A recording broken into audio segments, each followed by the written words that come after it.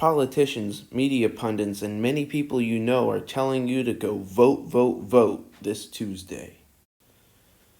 They're claiming that this is the most important election in the history of our country. Oh wait, I heard that in the 2020 presidential election, and the 2018 midterm election, and the 2016 presidential election, and basically every election I've ever been alive for. Democrats and Republicans are both telling you that if the other party wins, then our entire country will go to hell. As with pretty much every election, both Democrats and Republicans are taking their usual stances on issues like the economy, inflation, gas prices, the environment, abortion, race issues, immigration, crime. Pretty much if it's a political issues that you can name, they have a stance on it.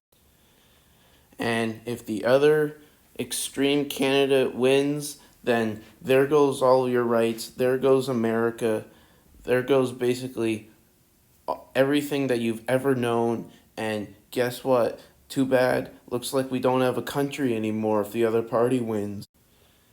But there's a solution, they say. Everything's gonna go to shit, but there's one way to save it, and that's if you vote, and not just if you vote, but if you vote for our candidate, and that's the only way we can save it. Unfortunately, these politicians, media pundits, and many people you know are sadly mistaken about this fantasy. Sure, voting is a way to participate in our democracy. However, filling out your ballot and submitting it at your polling place is just a symbolic measure. It's not actually going to change anything. The primary reason for that is because elections, especially big political elections like the one we're about to have tomorrow, is never decided by one vote.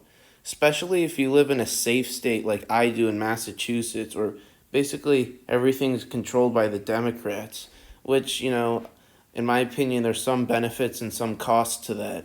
But if you're a Republican in Massachusetts, why the hell would you bother voting? You know that you have absolutely no chance of winning, especially since Charlie Baker's not running this year. Even if you live in a swing state, such as New Hampshire, which is pretty close to where I live, elections are still not decided by one vote. They're usually decided by thousands of votes. In bigger states like Pennsylvania or even Georgia, they're decided by tens of thousands of votes, even if that's only like half a percentage point.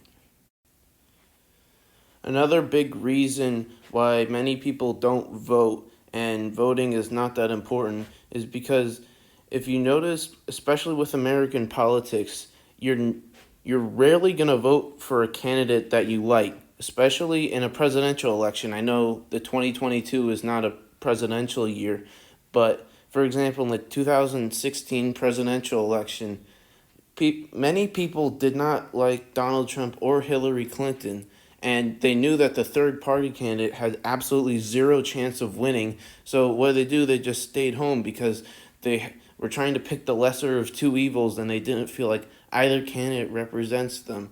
Well, that basically happens in every election, especially if you are stuck between two candidates that you really don't like, and whoever wins, we all lose. Building off that point, another reason why voting does not matter is because your life will be exactly the same whether Democrats are in charge or Republicans are in charge. If you notice during political campaigns, all of them are saying how bad the other candidate is without actually proposing any solutions to fix it on their own. For example, Democrats have done a terrible job on inflation and gas prices. However, Republicans are just stating the obvious without actually proposing any good solutions of their own. Another example would be abortion. For example, the Republican conservative Supreme Court overturned Roe versus Wade, which the majority of Americans do not support. However, as it stands right now, the Democrats could overturn that and make into law Roe versus Wade. However, they're not doing that, so many people just feel off-put by the Democrats who aren't acting on this. Final example would be on the issue of democracy, where Democrats such as Barack Obama have recently said that the only way that America's still going to have a democracy is if we elect Democratic candidates, which is just totally false. Remember, every single election from now on will be the most important election in the history of our country, according to the media, even though none of the elections in our lifetimes will ever be the most important election in the history of our country, where the actual most important election in the history of our country was the 1860 presidential election, where Abraham Lincoln beat a Southerner, and he was the president during the Civil War, and we all know how that turned out. So maybe you've already voted. Vote tomorrow if you want, but don't feel obligated to vote. So I hate to harsh your vibes, but your vote is a symbolic gesture and not a tipping point for the direction of America.